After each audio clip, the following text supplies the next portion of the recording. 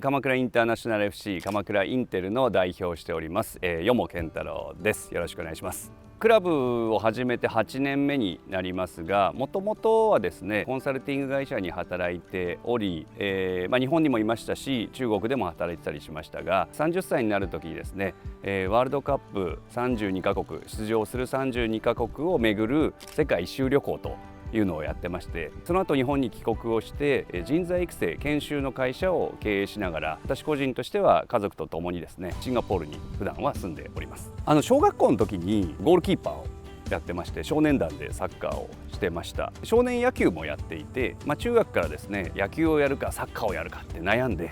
テニス部に入ったということで、スポーツはいろんなのが好きなんですけど、主にテニスを大学までやっていました。大学1年の時にですねサッカーのワールドカップをフランスに見に行くことになりまして、当時18歳だったんですが、それをきっかけに、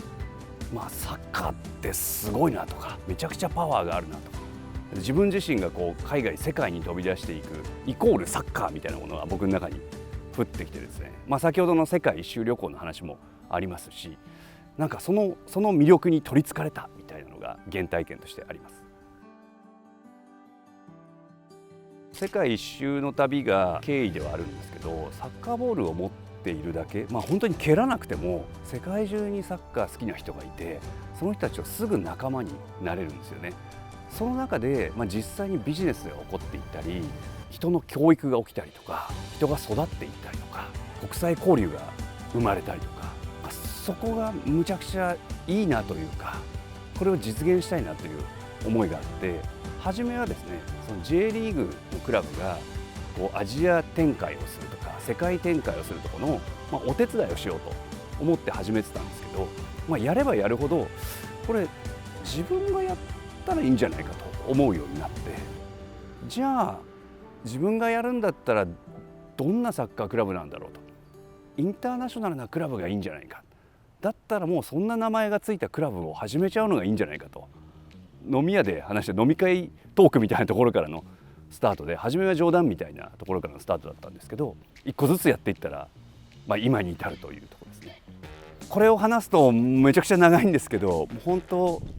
人とタイミングの縁だったかなというのは正直思ってます。ただ、一言で言うなら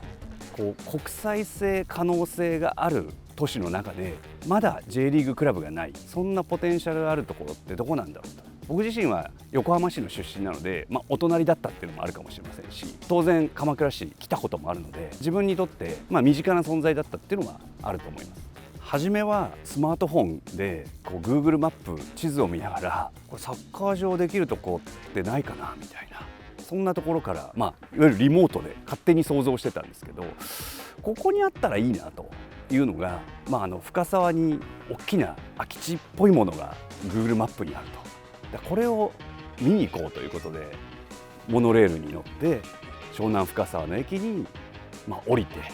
勝手にその土地っていうんですかね、そこを見ておーって言ったのが一番最初です。当然そのスタジアムを作るとか、今でこそこういうピッチがありますけど、それをいきなり作るというのは、お金もないしネットワークもないし何もないところからのスタートだったんで、どこから最初に始めるかっていうとチームですよね。サッカークラブなので初めのチーム11人揃えようみたいなところが最初です。まずその前に11人揃えるのってめちゃくちゃ実は大変で、そもそも僕は普段シンガポールにいるので、誰が現場で責任者でやれるのか、今もいますけど GM 吉田健二という仲間がいまして、彼を初めに仲間としてこのクラブに加え、 GM が監督を選び、監督が選手を連れてくると、こういう流れの中で一番最初の練習は選手1人からのスタートでした。そこから2人3人と少しずつ増えていって、一番最初に試合した時は初めましてみたいな挨拶をするところからスタート、準備運動で名前を確認するみたいなところからのスタートでした。鎌倉の市リーグというのに一番最初に出たんですけど、上田公園サッカー場というのが鎌倉市にありまして、これちょっと残念ながら土のグラウンドなんですね。でちょっと小石が転がってたりとか、コーナーキック蹴る角のところに十分なスペースがないとか、かなり客観的に見てこれサッカーできるのかなってっていうような環境からのスタートでした。助っ人といいますか、もうその試合だけに来てくれる仲間も含めてなかなかいいメンバーが揃いまして、初の公式戦は10対1というですね、すごいスコアになったんですが、正直蓋開けてみないとわからないというようなドキドキしながらの開幕戦でした。正直やはりその土のグラウンドではそこでプレーをしたいっていう上のレベルの選手といいますか、それは指導者もそうかもしれません。日に集まってくれたメンバーには本当にありがたいというか嬉しいんですけど、やっぱりもっと上を目指したい選手とかっていうのはなかなか厳しい環境には来てくれないという事情もあり、我々はその神奈川県リーグというところに出て、そこから J リーグを目指していくと考えると、ちょっと今のあそこの環境では難しかったというところで、お隣横浜市に人工芝のグラウンドがあって、そこを借りて練習をし、公式戦も人工芝で行われるので、同じような会場で試合をすると、こんなような始まりでした。致し方ないのかなというふうには思っていて、なかなか都道府県リーグのレベルだとホームタウンというような、言い方もないといいますか決まりがないので、チーム名の都市名がついていても全然違う場所でやらざるを得ないみたいな、普通こういう自前の環境っていうのはないので、どうしてもそうなっちゃうかなと思うんですけど、一方で鎌倉という名前を冠していながら外で練習してよそで試合をするというのはなんか引け目もありましたし、これじゃあファンとかコミュニティができないよねっていう危機感みたいなものはありましたね。初めは私サッカークラブやりますっていうと、鎌倉市は神奈川県にあるので神奈川県サッカー協会に入れてもらうということになるんですが、神奈川県サッカーリーグというのが社会人1部2部3部とあります。なので神奈川3部からのスタート、 J1 から数えると9番目のリーグですね。キューブリーグというところからのスタートです。当時県3部キューブリーグに99チーム、約100チームですねがあり、トップ4に入らないと上の2部には上がれないという、聞いただけでも結構酷なリーグかなと思いますが、そんなところです。鎌倉インターナショナルという名前を持ちながらも横浜で練習をし、横浜で試合をするというちょっと苦しさがあるというところの中で、インターナショナルの方を先にやろうということで、夏の間のインターバルがあるんですが、リーグ戦中断期間にチームのみんなを集めてシンガポール、マレーシアに海外遠征をしようと、県3部キューブリーグのチームながらにも海外遠征をするというのが、結構メディアにも取り上げられてですね、それを見た元 J リーガーの選手とかですね、いろんな人たちがさらに集まってくるみたいなことが起きました。どの試合も結構厳しかったんですけど、やっぱりホームグラウンドというのがなく、全て市の外に出て戦っていかなきゃいけないので、応援に来てくれる仲間も本当に数えるほどみたいな中で、一つずつ勝ち上がって、なんと神奈川3部の決勝戦は東京の八王子で行われるというですね、そのぐらい神奈川県の中でもグラウンドっていうのは非常に少なくてですね、なんとか苦労しながら最後トップ4に入り、ギリギリで2部に昇格するということになりました。それから数年経ちまして、今8年目なんですが、鎌倉インテルは神奈川県1部というですね、上から数えると7部リーグまでようやく上がってきたというところですね。選手はですね、社会人リーグなのでアマチュアです。プロフェッショナルのようにサッカーでお給料をもらっているという選手ではなくて、自分たちの本業の仕事がありながら、または一部学生がいますけども、そういったアマチュアの選手たちで構成されています。チームという単位で、トップチーム、セカンドチーム、サードチームみたいな形で、本当に競技レベルでやっているチームが3つあります。これがだいたい1チーム30人ずつぐらいで、そこに加えて、4軍フォースチームなんですけど、これは障害スポーツの、平たく言うとおじさんサッカーみたいなチームがありまして、ここ登録ベースで、60人ぐらいいます。でそれ以外に子どもたちですね、ジュニアのサッカースクール、それから、女の子のチアダンススクール、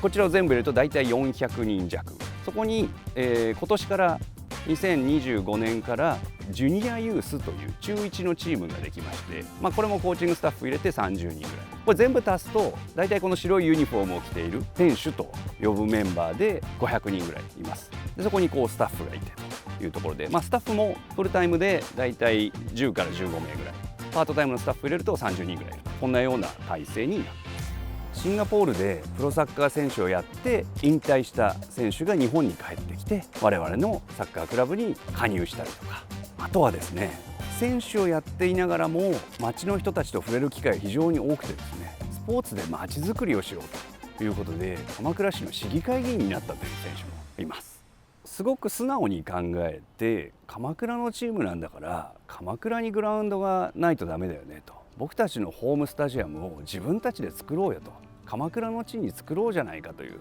言ってみればすごくシンプルな思いから始まりました。先ほどの Google マップの中で見ていて、ここだと勝手に思っていたのが深沢の場所なんですが、これも縁とタイミング、いろんなものが重なってその用地を借りることができました。民間の会社が持っていた会社を、有償でお金を出して借りるということなんですけど、それもかなりハードルが高く、私たち自身もまだまだ信用力がなかったので、一つずつ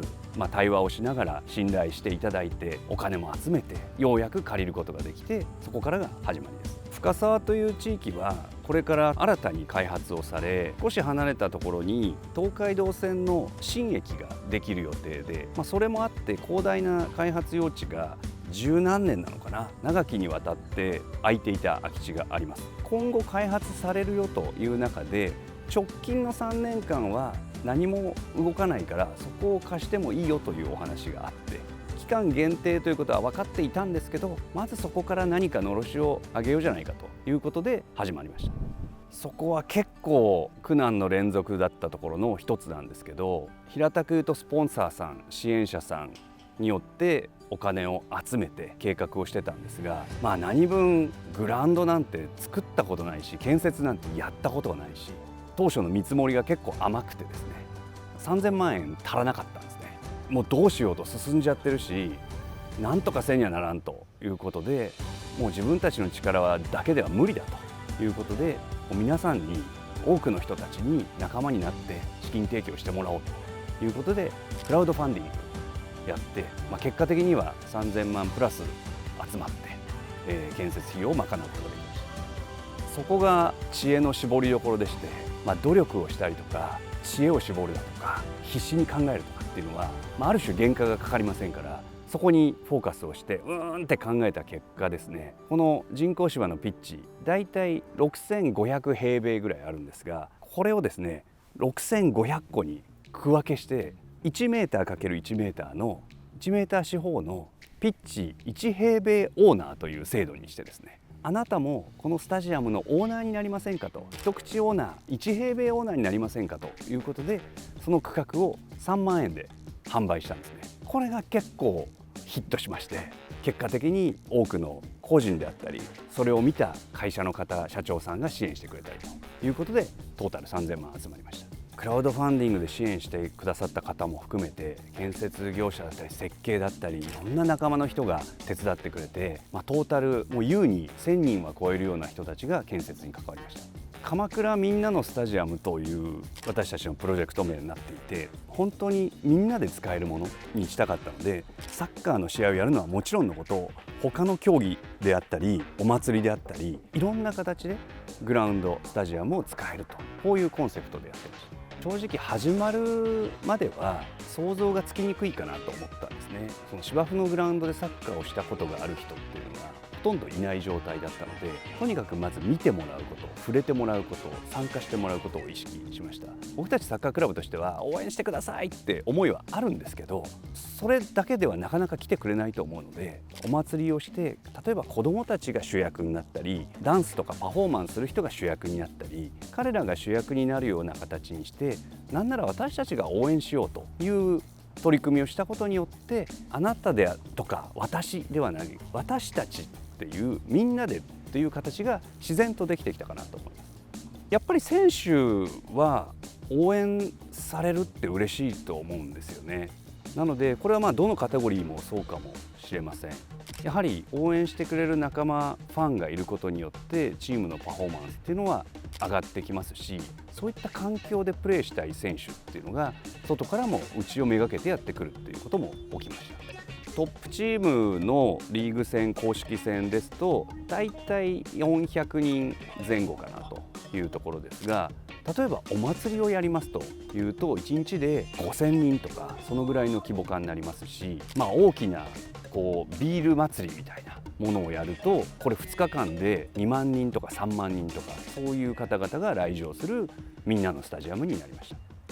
一番最初に深沢に作ったスタジアム、みんなの鳩サブレースタジアムがですね、期間限定の場所だったんですね。好きで移転をしたわけではなく、どうしても移転せざるを得なかったというところで、できるだけ近くの場所で同じような規模感でやれるところというのを、本当にまたゼロから探し始めて、結果としてこのですねゴールドクレストスタジアム鎌倉、こちらに移転することができたと、こんな背景なんです。もともとここの場所は自動車の教習場があったと聞いてます。私たちがここに来た時というのは空き地といいますか空いていた場所だったんですけど、この後ろにあるですねゴールドクレストという会社さんがやっているマンション、こちらの建設予定地第2期とか3期とか新しいマンションがここにも建つ予定です。ただそこには少し時間がかかるので、ここも暫定的に期間限定の場所ということを条件に借りることができたと、こんな経緯になって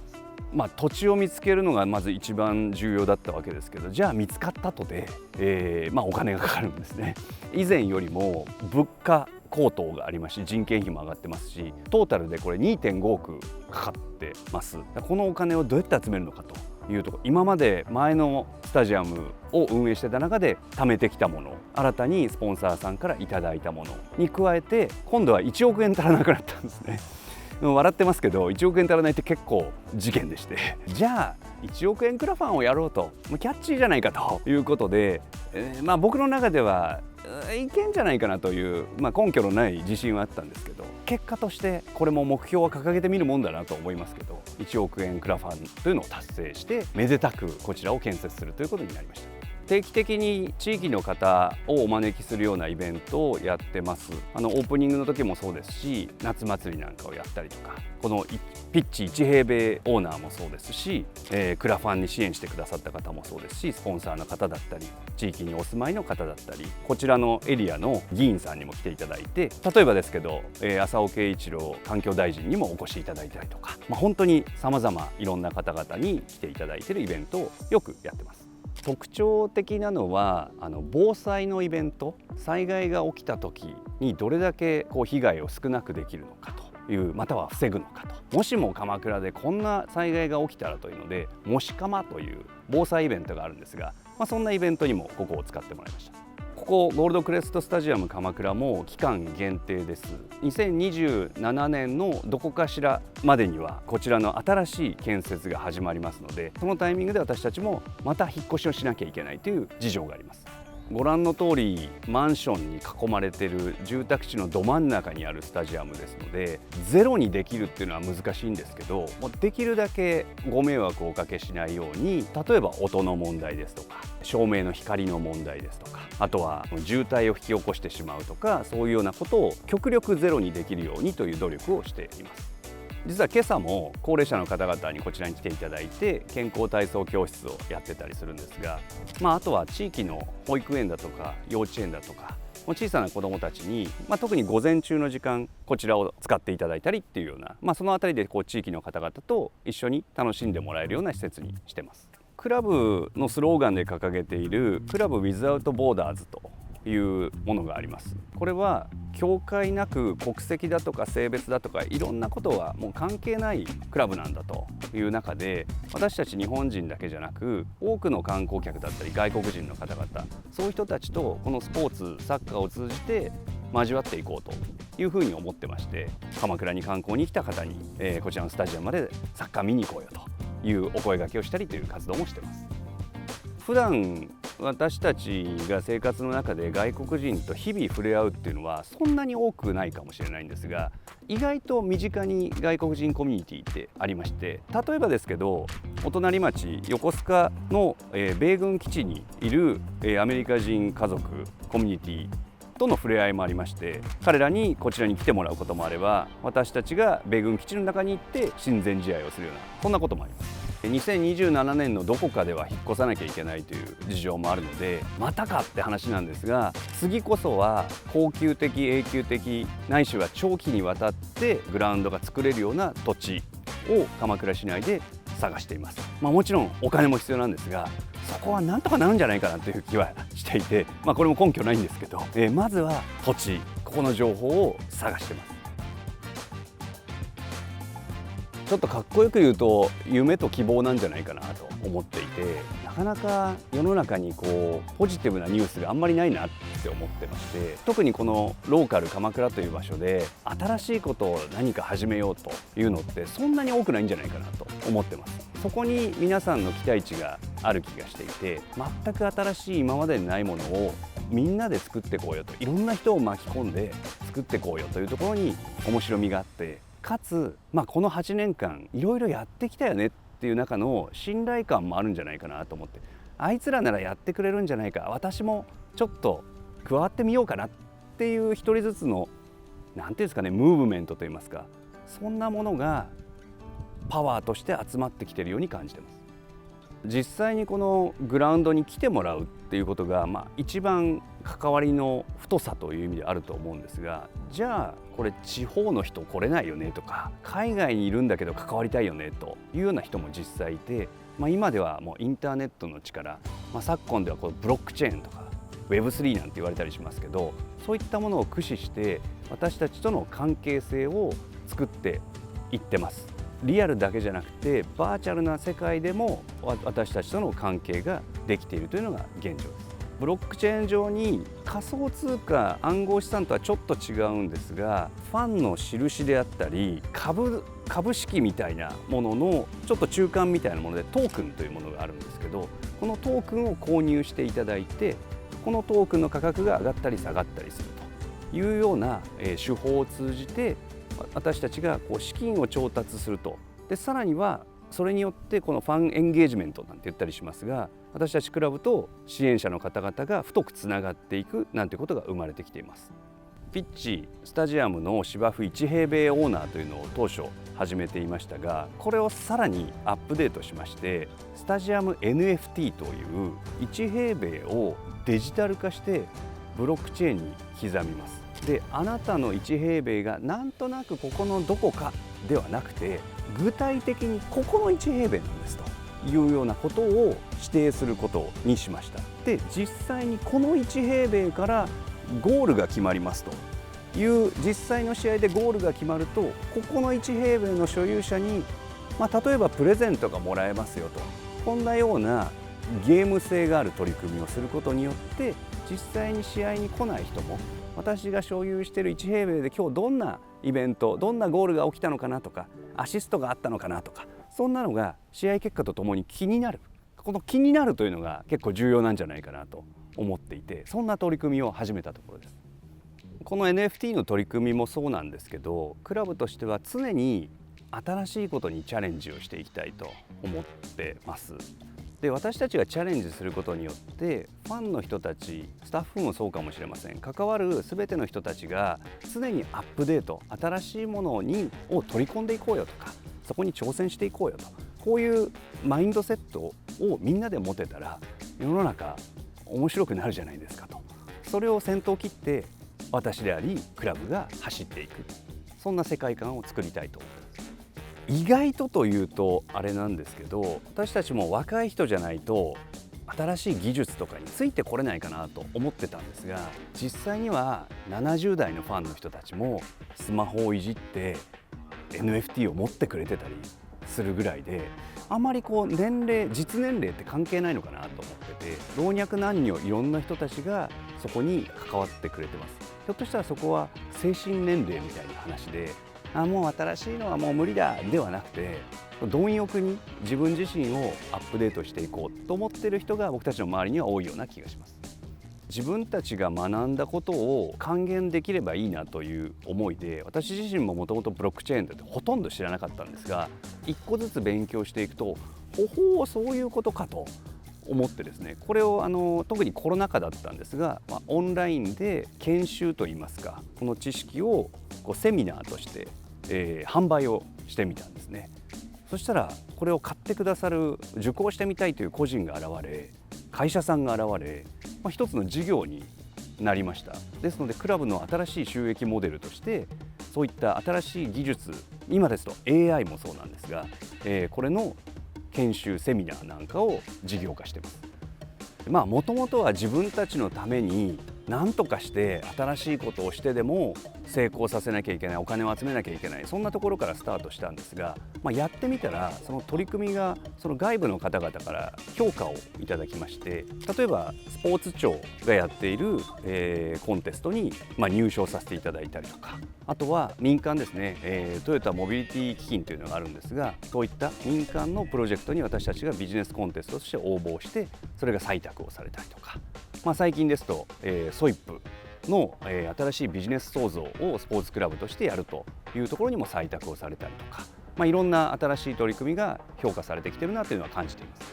す。すごく分かりやすい例で言うと、お祭りをやった時に出てしまうゴミの量を減らすという意味で、リユース再利用できる食器を使ったりということもやってますし、本当に大事なのはそのサステナビリティというのは意識の高い人たちのつながりじゃないかなと思っていて、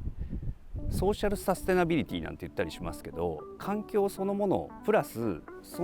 こに意識を持っている仲間たち、人間的なフィジカルなネットワークをコミュニティとして持っていることが大事なんじゃないかなと、そういう講義の意味でもそのサステナビリティには貢献できてるんじゃないかなと思ってます。スポーツがサステナビリティに貢献できるというのは世界的にもイニシアチブがありまして、国連が取り組んでいるフットボール・フォー・ザ・ゴールズという活動があります。こういった世界的な取り組みというのはあまり日本の団体というのは関わってなくて、私たちはインターナショナルを標榜するクラブでもありますし、そういうところにはいと手を挙げて、加盟させていただいているという状況です。おかげさまで鎌倉インテルはもう100社を超える企業さんたちにサポートいただいてます。そういった企業の方々を私たちを通してつながっていただきたいなと思っていて、そこで新しいビジネスも起こしていただければなという、そんな機会を提供するために、ビジネスクラブという会合をやっていたりだとか、あとは湘南アイパークとかですね、大きな組織イベントと共同させていただいて、そちらでイベントとしてやらせていただいたり、もともとアイパークというのはですね、武田薬品という会社の研究所があった場所なんですが、今はそこに三菱商事であったり横浜国立大学であったり、大手のいろんな会社さんが集まってきています。いろんな私たちを関わる人たちがそこで交流をしていくような場作りというのは意識して活動しています。定期的な活動としましては、鎌倉市内だけではなく、東京都内に行ったり、私が普段いるシンガポールであったり、あまり鎌倉だけではない、それが私たちの特徴でもあるかなと思うので、広く多くの人に知っていただいて参画してもらうという、こういった活動をやってます。スポーツってここだけで閉じるのではなくて、もう少し広義に考えるとヘルスケアだとかウェルネスとか、最近ですとウェルビーイングですとか、そういったところの親和性ってスポーツが持っている力ってものすごくあるんじゃないかなと思っていて、で私たちはそのヘルスケアの領域の方々と、または会社の方々と共同して新しいものを作る、コクリエーションする、そこを意識かけた活動というのはやってます。そこに、私たち鎌倉インテルとしても加わって活動をしています。グルントビーという会社がありまして、福祉全般に関わっている企業さんなんですが、その企業さんにマッチデースポンサーで冠でスポンサーがついていただいて、例えばキックオフ前に選手入場するときに子どもたちと入ったりするとあると思うんですけど、あれをおじいちゃんとかおばあちゃんに、または車椅子の人にも体験していただきたいと、老若男女いろんな人たちがクラブに関わってほしいなと思っていて、そんな活動をやってます。他にはですね、企業さんのブランド変更、リブランディングの発表の場を、こちらだったり試合の場を使ってもらったりしてます。鎌倉小川軒さんというですね、レーズンウィッチの会社があるんですが、今度新たに鎌倉ウィッチという商品名に、屋号が変わるんですが、それの発表の場をこの地元鎌倉のこちらの会場を使って試合の日に発表していただくという、そんな使い方の事例もあります。鎌倉インテル4軍というおじさんチームがあって、私も参加してるんですが、愛すべきなんていうんですかね、週末に楽しくボールを蹴る軍団がいまして、本当にサッカーをもともとやってた人もいれば全くのど素人もいて、試合後に美味しくビールを飲むためにサッカーしてるんじゃないかと思えるほどのクラブがあるんですけど、そのチームでそれこそ海外遠征をしたり、外国のチームが来て試合をしたりとか、私たち鎌倉インテルを体現する中年っていうんですかね、若者でもなく子供でもなく高齢者でもない個々の層の活動もあります。このチームのスローガンはですね、目の前の勝利より人生の勝利をというふうに思ってまして、何かこのスポーツマンシップであったりとか、他者周囲審判、そういったもののリスペクトをしっかりしながら自分たちが人生を楽しんでいこうよと。目の前の試合負けちゃうこともあるじゃないと思いながらも、そんな悔しい時にはいや最後、死ぬ時っていうと大げさですけど、このロングタームで長丁場で考えたところの勝利を得るという、そんなチームをやってるんですけど、そのコンセプトって他のチームとか地域にも展開できるんじゃないかなと思っていてですね、実際にここではその中年世代を対象にした大会をやってみたりだとか、パパママサッカーみたいな形でスクールに来てる保護者の親御さんたちを集めて、普段あんまり運動しないんです、サッカーどっちかって言えば苦手なんですっていうお母さんたちを集めた大会をしたら急に盛り上がっちゃって、ちょっとお母さんの声が大きすぎて近所に迷惑かけちゃったりとか、そんなことが起きたりもしてて、みんなに楽しんでもらってるかなというのは実感としてありますね。私たちはいろんな人に愛されたい、サポートされたいという思いはあるんですけど、私たちからこのフィールドから出ていくということも大事にしたいなと思っていて、例えば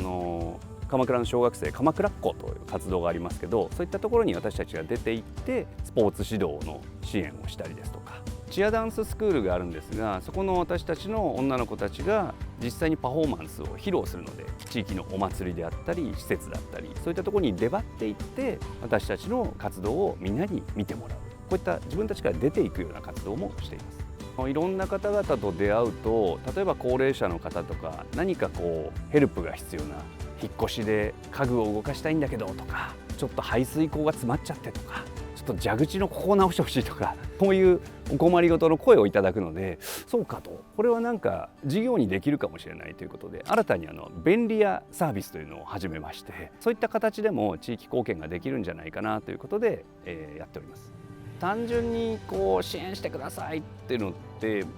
すごく難しさがあるかなと思っていて、私たちはその子どもだとかこの町の未来に関わるものっていうのは、子ども未来基金という枠組みを作ってですね、そこに対してさまざまな形で支援いただけるような仕組みを作ってます。例えばですけど、ジュースの自動販売機、ここのクレスタにもありますが、鎌倉市内に自販機を置かせていただいて、そこの売り上げの一部がクラブに入ってきますですとか、電気ですね、これ個人のお宅であったり、法人の事業所であったり、工場なんか入れていただく電気を私たちと一緒に取り組んでいる企業さんの新しい電力に切り替えていただくというところからも、実は毎月のようにこの子ども未来基金にお金が入ってきて、そういった資金をもとに子どもたち未来に対しての活動の原資にしてます。例えばですけど、そのジュニアのサッカースクールの子どもたちがここでサッカーをするだけではなくて、私たちをサポートいただいてくる企業さんのビジネス、お仕事の体験をするという機会を提供しています。ジュニアユースのチーム、中学校1年生なんですが、夏休みに、シンガポール、マレーシアに海外遠征というのを行いました。これは当然サッカーの合宿として行くんですが、初めての場所、初めての外国人、初めての英語みたいなですね、普段慣れない環境に親元を離れていく、そこで自分たちで考えて活動する、現地の人たちと会話をする、そんな体験を12歳13歳原体験として与えています。大学生の年代にもスタディツアーをやってまして、海外に学生を連れて行って、そこでスポーツを通したアクティビティから自分たちが学ぶことということで、実際に体を動かしたスポーツはしないんですが、ビジネスだったりコミュニティの観点からスポーツがどう社会に貢献できるのかというのを現地に行って生の声を拾ってきて学ぶという、そこに奨学金をつけたりとかということの活動をやっております。年代問わずなんですけど、子どもから大人までスポーツマンシップ教育というのをやってます。スポーツマンシップで尊重、勇気、覚悟、という定義をしているんですが、日本スポーツマンシップ協会が提唱しているスポーツマンシップってみんななんとなくは分かると思うんですが、それをしっかり定義されたものを学んでみようと、その中で自分たちの形を考えてみようよ、そこを表現してみようよと。鎌倉のスポーツ、これはサッカーに限らずかもしれません。年代問わずスポーツなんで勝ち負けはあるんだけど、先ほどの話のように長期的な勝利を考えた時に、私たち人間はどう振る舞うのがスポーツマンなのか、スポーティーなのかということを考えさせる、そういった場を提供しています。なんか世の中閉塞感にあふれてるなって感じていて、そこを打ち破れる、そんな空気を作っていける存在になりたいなと思っていて、私たち鎌倉インテルもそうですし、そこを構成する一個人としても新しいチャレンジをどんどんしていきたいなと思ってます。チャレンジかっこいいなっていう、例えばそんな大人の姿を見せることによって子どもたちも一歩踏み出すかもしれない。でその子たちがまた次の未来を作っていくと、これは信じているところなので、ぜひ僕たちの活動を見てほしいし、そこにもし共感してもらったらあなたもチャレンジしてほしいと。であなたと私ではなく私たちとして活動していけませんかと。これがみんなで作ろう鎌倉インテルという言葉に集約される本当の意味なんじゃないかなというふうに思ってます。ここクレスタも期間限定だという話をしました。次の候補地を探してます。そして新しい未来を皆さんと本当に一緒にみんなのスタジアムを作っていきたいというのが僕の夢であり、あなたの夢でもあり、みんなの夢なんじゃないかなと思ってます。具体的にスタジアムってまだ僕もイメージは湧いてません。それが J リーグができるような1万5,000人のスタジアムなのか、はたまたなんか3,000人ぐらいのアットホームなスタジアムなのか、ひょっとしたらそれが小さく始まってだんだん成長していくスタジアムなんていうのも面白いかなと思ってます。これには乗り越えなきゃいけないハードルがたくさんあると思うんですけど、ここまで来たのも奇跡